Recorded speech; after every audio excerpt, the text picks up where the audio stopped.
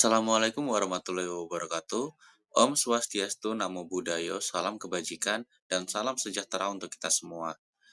Perkenalkan, kami dari kelas AK 614, mata kuliah Metode Penelitian Akuntansi yang diampu oleh Ibu Nurhayati Siregar, akan melakukan presentasi terhadap proposal penelitian kami yang berjudul Tinjauan Pengaruh Kenaikan Tarif Pajak Pertambahan Nilai atau PPN terhadap kebijakan akuntansi PT Indomarko Prismatama Tbk. Sebelum kami memulai presentasi, ada baiknya kami memperkenalkan diri kami terlebih dahulu, yang akan diwakilkan oleh saya. Perkenalkan, saya Awang Anindita Mauludi, yang pada kesempatan kali ini akan membawakan materi, yaitu latar belakang masalah dan rumusan masalah. Berikutnya, akan disusul oleh Gabriel Clementia Gratia Vianney, yang akan membawakan tujuan dan manfaat penelitian, dan juga kajian pustaka sementara. Selanjutnya, disusul oleh Sasha Rivanda, yang akan membawakan kerangka konseptual, lalu dilanjutkan oleh Della Mahdaviana yang akan membawakan jenis penelitian dan pendekatan. Selanjutnya, Nida Syahidatul Ummah akan membawakan tentang populasi, sampel, dan teknik sampling. Lalu terakhir akan dibawakan oleh Ken Reino Daga yang akan membawa materi yaitu sumber dan metode pengumpulan data. Berikut daftar isi kami, yaitu latar belakang, rumusan masalah, tujuan dan manfaat penelitian, kajian pustaka, kerangka konseptual, jenis penelitian dan pendekatan, populasi, sampel dan teknik sampling, dan sumber dan metode pengumpulan data. Latar belakang. Pajak pertambahan nilai atau PPN adalah salah satu sumber utama penerimaan negara yang dikenakan atas konsumsi barang dan jasa. Sejak 1 April 2022, tarif PPN naik dari 10% menjadi 11% sesuai dengan UU Harmonisasi Peraturan Perpajakan Nomor 7 Tahun 2021. Kenaikan ini berdampak langsung pada dunia usaha, termasuk PT Indomarko Prismatama atau yang lebih kita kenal dengan nama brandnya yaitu Indomaret, yang berpotensi mempengaruhi harga jual, perilaku konsumen, dan profitabilitas perusahaan. Penelitian ini penting untuk menganalisis dampak kenaikan tarif PPN pada kinerja keuangan perusahaan, terutama pada periode tahun 2021 sampai 2023. Dari latar belakang tersebut, bisa kita rumuskan dua masalah yang kita temukan, yaitu bagaimana pengaruh kenaikan tarif pajak pertambahan nilai dari 10% menjadi 11% terhadap pendapatan penjualan PT Indomarko Prismatama pada periode 2021 sampai 2023. Lalu, apakah terdapat perubahan signifikan dalam beban pajak dan laba bersih perusahaan setelah diterapkannya tarif PPN terbaru tersebut? Berikutnya akan dilanjutkan oleh rekan saya. Tujuan utama dari penelitian kami yang pertama adalah untuk mengetahui pengaruh kenaikan tarif pajak pertambahan nilai atau PPN dari 10% menjadi 11% terhadap pendapatan penjualan PT Indomarko Prismatama pada periode tahun 2021 hingga 2023. Lalu untuk tujuan kami yang kedua adalah untuk mengetahui tingkat perubahan signifikan dalam beban pajak dan laba bersih perusahaan setelah diterapkannya tarif PPN yang baru. Selanjutnya, untuk manfaat penelitian, kami membaginya menjadi dua, yaitu manfaat teoritis dan manfaat praktis. Dari sisi manfaat teoritis, penelitian ini diharapkan dapat memberikan kontribusi signifikan untuk perkembangan ilmu akuntansi dan perpajakan, khususnya terkait dengan dampak kenaikan tarif PPN terhadap kebijakan akuntansi perusahaan retail. Untuk manfaat praktis dari penelitian ini, diharapkan bagi perusahaan, hasil penelitian ini dapat menjadi bahan evaluasi yang penting untuk strategi dan kebijakan akuntansi mereka, agar tetap dapat menjaga kinerja keuangan perusahaan di tengah perubahan regulasi pajak. Bagi pemerintah, penelitian ini diharapkan dapat berfungsi sebagai masukan berharga dalam merumuskan kebijakan pajak yang lebih tepat sasaran di masa mendatang. Dan bagi masyarakat, penelitian ini akan memberikan pemahaman yang lebih baik tentang bagaimana dampak kenaikan tarif PPN mempengaruhi harga barang dan jasa serta kinerja perusahaan secara keseluruhan. Pada bagian landasan teori, kami membahas beberapa konsep kunci. Yang pertama, pajak pertambahan nilai atau PPN. PPN ini merupakan komponen utama dalam sistem perpajakan Indonesia yang dikenakan atas konsumsi barang dan jasa. Sebagai pajak tidak langsung, PPN dipungut oleh pihak penjual, namun dibayarkan oleh konsumen akhir. Selanjutnya ada PSAK 46 tentang akuntansi pajak penghasilan. Standar ini memberikan pedoman penting dalam perlakuan akuntansi untuk pajak kini dan pajak tangguhan. PSAK 46 ini menekankan bahwa setiap perbedaan temporer antara laba menurut akuntansi dan laba menurut perpajakan perlu dicermati dan dicatat dalam bentuk aset atau liabilitas pajak tangguhan. Selanjutnya, ada PSAK 72 tentang pendapatan dari kontrak dengan pelanggan. Standar ini mengatur prinsip pengakuan pendapatan berdasarkan pendekatan berbasis kontrak dengan pelanggan. Perubahan tarif PPN sangat berpengaruh pada nilai kontrak dan harga transaksi, terutama dalam sektor yang menerapkan harga inklusif PPN, sehingga perusahaan perlu menyesuaikan nilai transaksinya. Selanjutnya, kami juga membahas terkait manajemen laba. Pada dasarnya, manajemen laba ini adalah upaya yang dilakukan oleh perusahaan untuk mengoptimalkan laporan keuangan agar terlihat menarik atau sesuai dengan harapan pihak-pihak tertentu.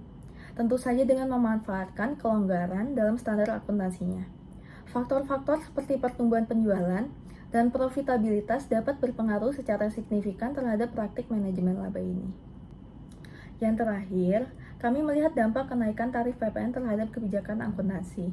Kenaikan tarif PPN ini tidak hanya berdampak pada harga jual barang dan jasa serta laba bruto perusahaan saja, namun juga mempengaruhi estimasi penghasilan kena pajak di masa depan. Oleh karena itu, perusahaan harus menyesuaikan sistem informasi akuntansinya agar mereka mampu mengidentifikasi, mencatat, dan melaporkan transaksi yang terkena dampak tarif baru secara tepat waktu dan akurat. Selain itu, perusahaan juga perlu memantau dengan cermat setiap selisih nilai yang timbul akibat transaksi lintas periode sebelum dan sesudah perubahan tarif ini. Dan selanjutnya, bagian kerangka konseptual dari proposal kami yang berfokus pada pengaruh kenaikan tarif PPN terhadap kebijakan akuntansi, terutama di PT Indomarko Prismatama. Variabel independen atau variabel X dalam penelitian ini adalah kenaikan tarif PPN. Kenaikan tarif PPN merupakan bentuk kebijakan pemerintah yang secara langsung berdampak pada barang dan jasa. Perusahaan tentu harus menyesuaikan harga jual, struktur biaya, dan juga penyetoran pajaknya. Nah, perubahan ini bisa mempengaruhi 4 aspek utama dalam laporan keuangan yang nantinya akan menjadi variabel dependen atau variabel Y yang digunakan dalam penelitian ini, yaitu yang pertama adalah pendapatan, karena perubahan harga jual bisa mempengaruhi jumlah pendapatan yang diakui. Yang kedua adalah beban, karena adanya penyesuaian atau percepatan pengakuan beban baik pajak maupun operasional. Nah, yang ketiga adalah pajak tangguhan. Pajak tangguhan itu pajak yang dibayar atau diterima di masa depan akibat perbedaan pengakuan pajak. Nah, kenaikan tarif PPN bisa mengubah perhitungan ini baik dari sisi aset maupun kewajiban. Lalu yang keempat adalah manajemen laba, karena perusahaan mungkin mengatur waktu pengakuan pendapatan dan beban untuk meminimalkan dampak negatif terhadap laba. Nah, secara konseptual, kenaikan tarif PPN sebagai variabel independen atau variabel X berhubungan langsung dengan keempat variabel dependen atau Y, yaitu mengubah jumlah pendapatan yang diakui, meningkatkan beban pajak yang harus dibayar, mempengaruhi perhitungan pajak tangguhan, dan mendorong praktik manajemen laba oleh perusahaan. Maka dari itu, kami menyusun rumusan hipotesis yang diajukan adalah hipotesis 1 adalah kenaikan PPN mempengaruhi pengakuan pendapatan. Yang kedua adalah kenaikan PPN mempengaruhi pengakuan beban. Yang hipotesis ketiga adalah kenaikan PPN mempengaruhi pajak tangguhan. Hipotesis keempat adalah kenaikan PPN mempengaruhi manajemen laba. Selanjutnya adalah jenis penelitian dan pendekatan yang telah dilakukan. Jenis penelitian yang digunakan adalah penelitian terapan atau applied research dengan pendekatan campuran atau mixed methods, yaitu menggabungkan pendekatan kuantitatif dan kualitatif. Pendekatan kuantitatif dilakukan dengan menganalisis data keuangan perusahaan, sedangkan pendekatan kualitatif digunakan untuk mengeksplorasi kebijakan akuntansi secara lebih mendalam yang diterapkan yang terkait dengan kebijakan akuntansi yang ada di PT Indomarko Prismatama.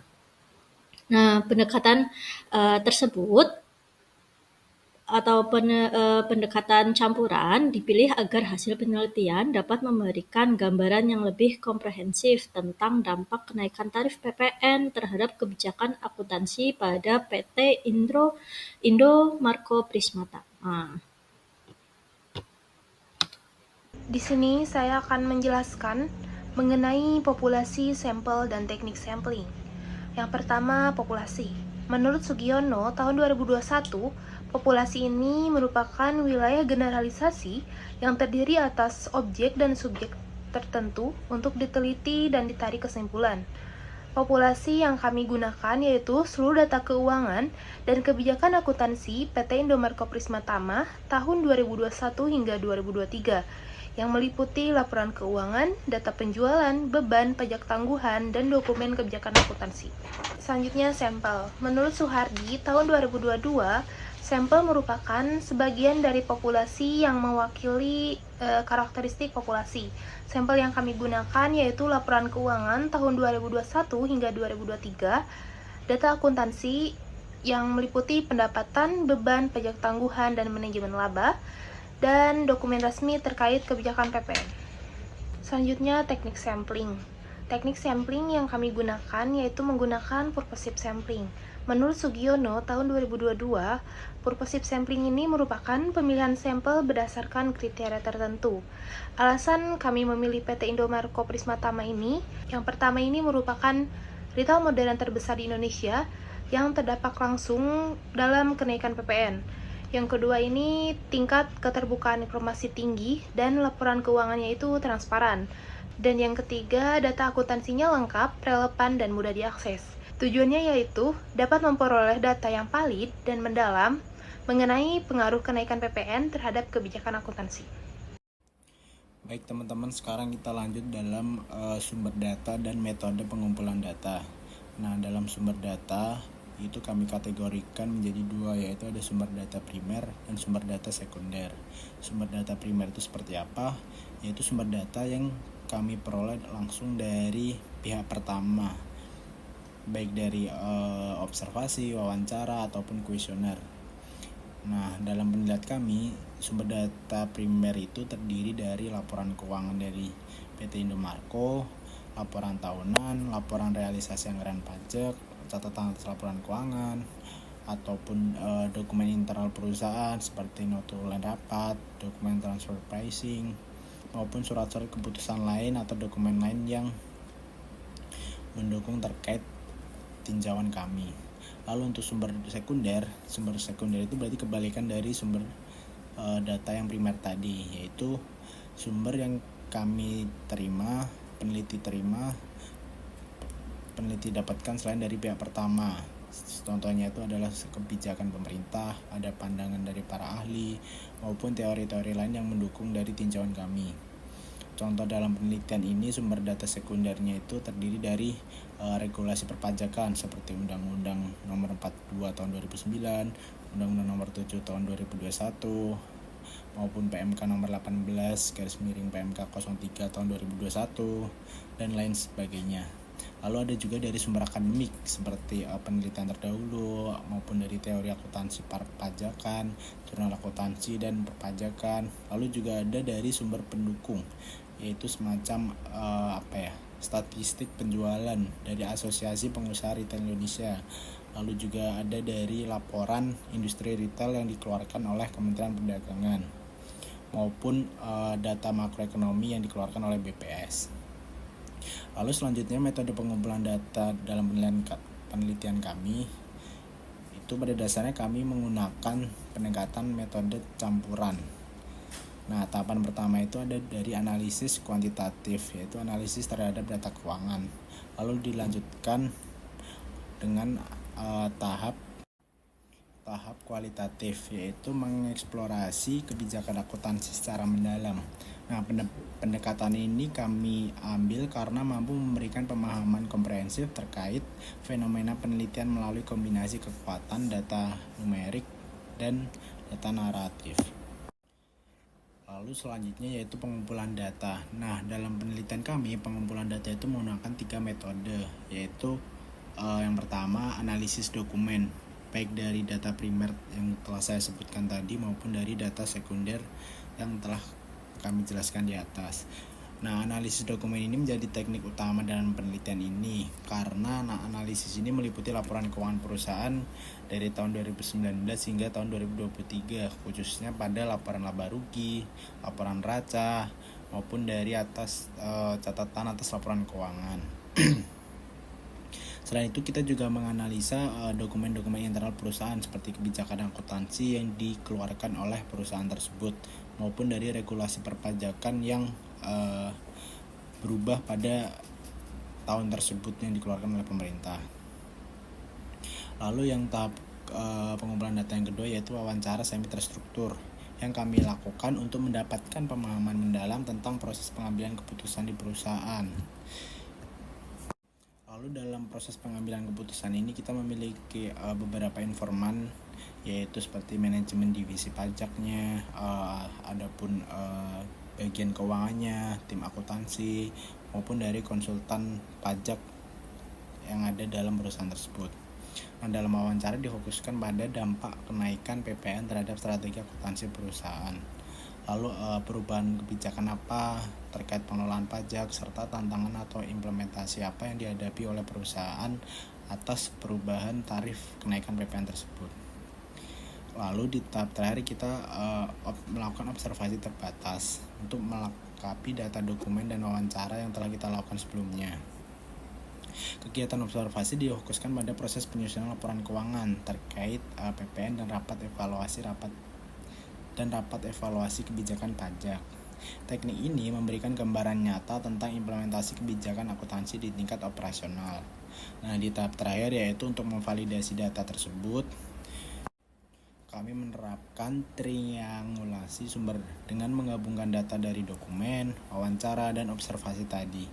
Lalu pendekatan ini memungkinkan pengecekan silang terhadap informasi yang kami peroleh dari berbagai sumber agar dapat mendapatkan data yang lebih akurat dan komprehensif. Nah, kurang lebih terkait sumber data dan metode pengumpulan data yang kami lakukan secara singkatnya kurang lebih seperti itu, teman-teman. Apabila ada yang kurang